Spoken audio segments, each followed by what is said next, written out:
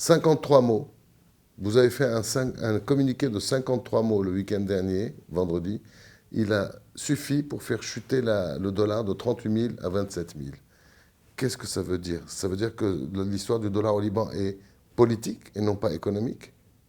Vous savez, il y a toujours de la spéculation dans le marché.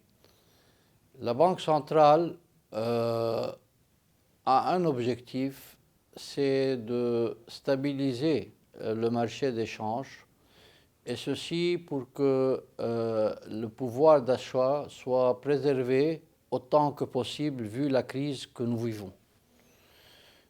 Quand il y a eu cette augmentation du prix du dollar sans aucune raison, en presque 2 jours, il a pris 10 000 livres. Nous avons jugé qu'il était temps de faire ce qu'il faut pour que le dollar reprenne une valeur beaucoup plus réaliste. Et donc, j'ai fait ce communiqué après avoir coordonné cela avec le ministre des Finances. Le communiqué a été fait vendredi après-midi, donc il n'y avait pas d'intervention, si vous voulez, réelle de la Banque centrale. C'était une annonce au marché. Et les marchés ont compris que nous avions les moyens. Ils nous ont cru d'abord, ce qui est bien, puisque toutes les campagnes qu'il y a eu contre la Banque centrale et contre moi-même nous portaient à croire que peut-être les marchés ne nous croient plus. Or, il s'est avéré que les marchés regardent toujours avec sérieux les positions de la Banque centrale et ils savent que nous agirons de manière à atteindre nos objectifs et nous avons les moyens de le faire. Alors, à propos de moyens, pour pouvoir soutenir la livre, vous puisez dans les réserves de la Banque centrale. Vous savez, depuis décembre, nous avons créé un mécanisme depuis décembre 2021 où il y a sur la plateforme de Sairafa des participants qui offrent du dollar en espèces ou qui prennent du dollar en espèces. C'est là où nous intervenons. Et donc, en fait, si vous regardez le volume qu'il y a sur Sairafa, ce n'est pas du tout un volume où la Banque centrale intervient pour la totalité du volume.